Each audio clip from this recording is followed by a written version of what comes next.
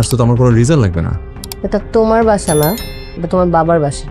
আপনারা তো আমাকে বিশ্বাস করেন না, আমার ফ্যামিলিকে তো জানাইতে হবে যে আমরা এখানে আছি।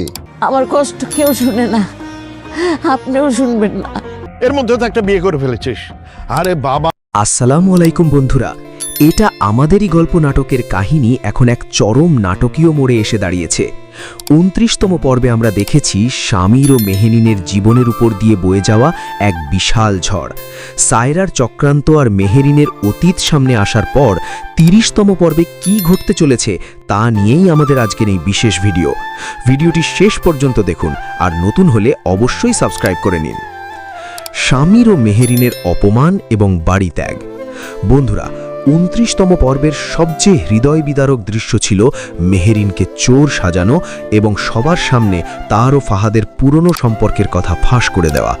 সায়রার কুটচালে যখন মেহেরিনকে চরিত্রহীন ও সাপ বলে অপমান করা হয়, তখন শামিরের বাবার রাগের মাথায় তাদের দুজনকে বাড়ি থেকে বের করে দেন। শামির তার আত্মসম্মান বাঁচাতে বাড়ি ছেড়ে চলে যায় এবং জানিয়ে দেয় যে এই পরিবারের সাথে তার আর কোনো সম্পর্ক নেই। ৩০তম পর্বে আমরা দেখব এই নবদম্পতি এক অনিশ্চিত ভবিষ্যতের দিকে পা বাড়াচ্ছে। অন্যদিকে সায়রা তার উদ্দেশ্য সফল করলেও ফাহাদের সাথে তার সম্পর্কের ফাটল আরও প্রকট হয়ে উঠেছে। যখন ফাহাদ বুঝতে পারে সায়রা ইচ্ছে করেই সবার সামনে মেহেরিনের কথা ফাঁস করেছে, তখন তাদের মধ্যে তীব্র কথা কাটাকাটি হয়। সায়রা এই বাড়ি ছেড়ে যাওয়ার জন্য জেদ ধরলে ফাহাদের সাথে তার দূরত্ব আরও বেড়ে যায়। ৩০তম পর্বে দেখা যাবে সায়রার এই প্রতিহিংসা কিভাবে তাদের নিজেদের সংসারকেও ধ্বংসের মুখে ঠেলে দেয়। ২৯তম পর্বের শেষে আমরা দেখেছি শামির তার বন্ধুর সাহায্যে একটি হোটেলে আশ্রয় নেয়, কিন্তু বিপত্তি ঘটে যখন মাঝরাতে পুলিশ এসে সেই হোটেলে হানা দেয়।